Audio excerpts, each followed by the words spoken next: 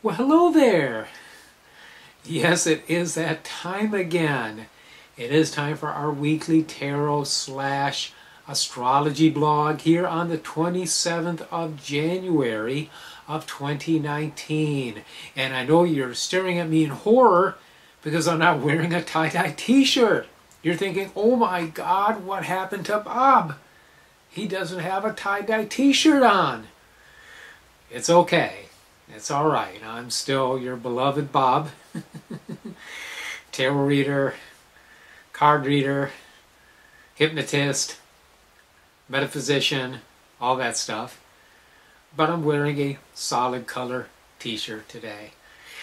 It is orange, and today is Sunday, the date of Michael, and orange is Michael's color, or gold. Okay, so we're very much keeping in with the vibration of Sunday. And of course, as usual, we are going to go over some Tarot de Marseille cards and then take a little look at some astrology. And as usual, it will be interesting. So please do stay on board. Okay, in a moment, some Tarot de Marseille trump cards are going to come down and cover my face. And the cards that I have for this week are the Chariot, the World, and the Lovers. Now, these cards will convey visual messages that are going to apply, at least on some level, in some way, to your situation for this upcoming week.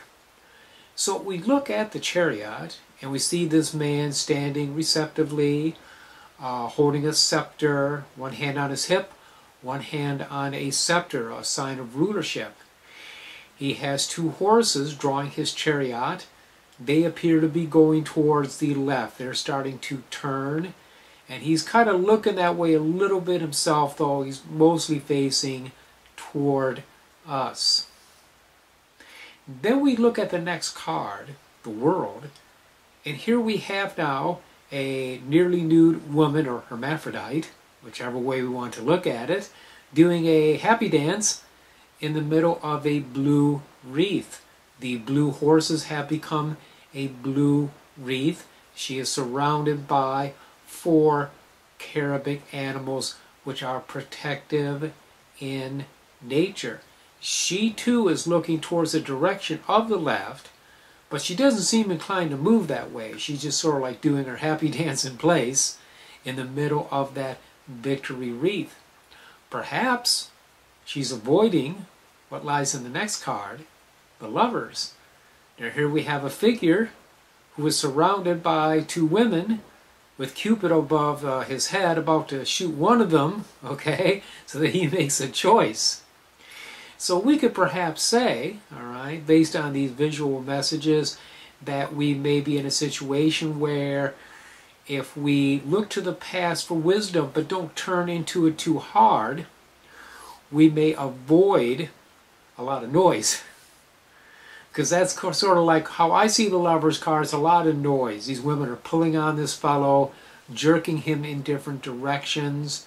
And sometimes it's good to get input from other people.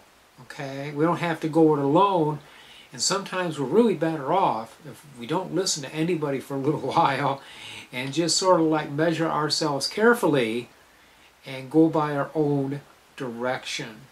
And that's the sense that I'm getting of the message for this upcoming week. If you apply this in different ways, this is fine as well, but this is certainly what I get from it.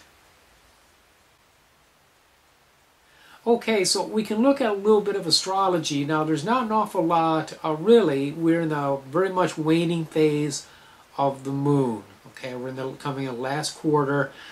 What this means is that it's a good time to get rid of stuff. The moon is not particularly powerful. This is not a time to work with the law of attraction. This is more of a matter of banishing.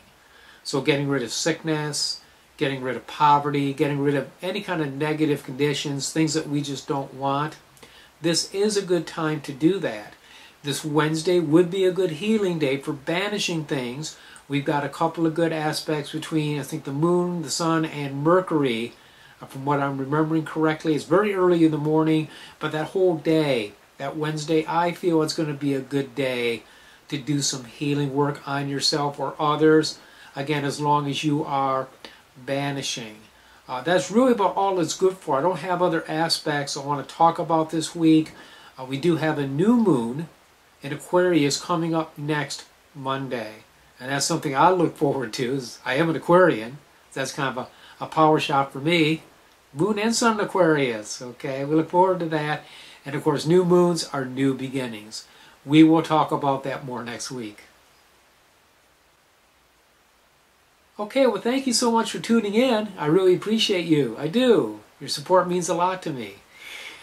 Thank you so much again. Until I see you next week, many, many blessings.